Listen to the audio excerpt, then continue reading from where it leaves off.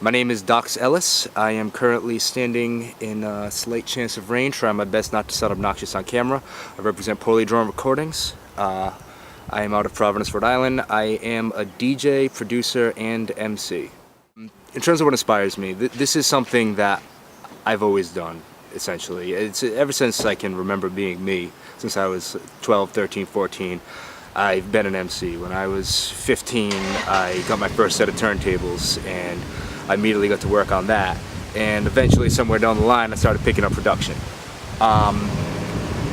What inspires me is it's a means to express myself. It's a means to release tension and release energy. You know, whether I am writing rhymes and trying to work through something, or whether I am producing and trying to get some aggression out, that is an extension of who I am. When I'm DJing to a packed room, that is me feeding off the energy of the crowd, and that is honestly one of the best feelings that there is in the world, is working off a crowd.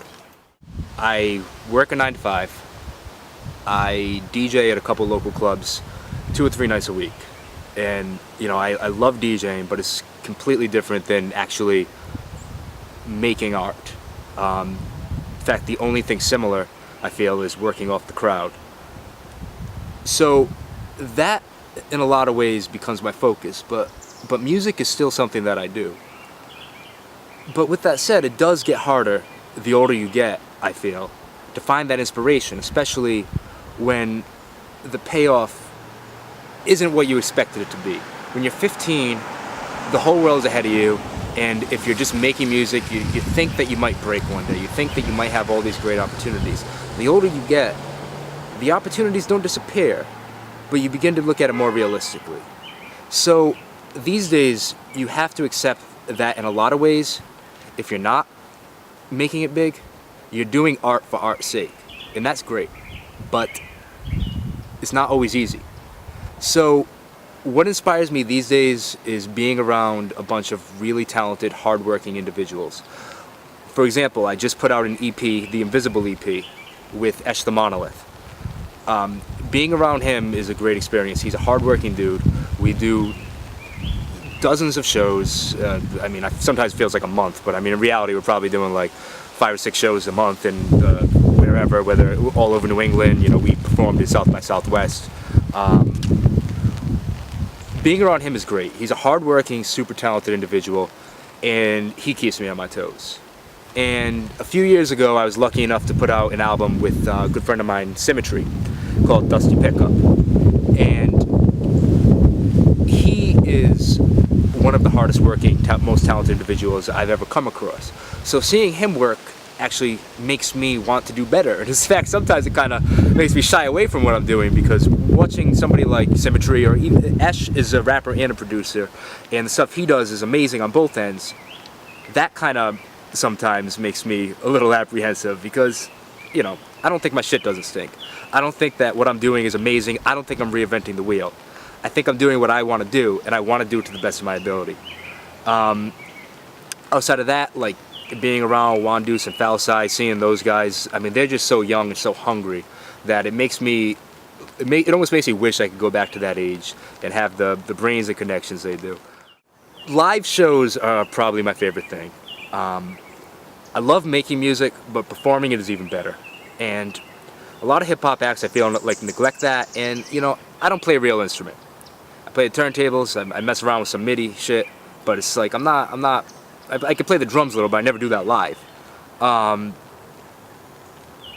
So I feel like in hip-hop, you really gotta work for that crowd's reaction.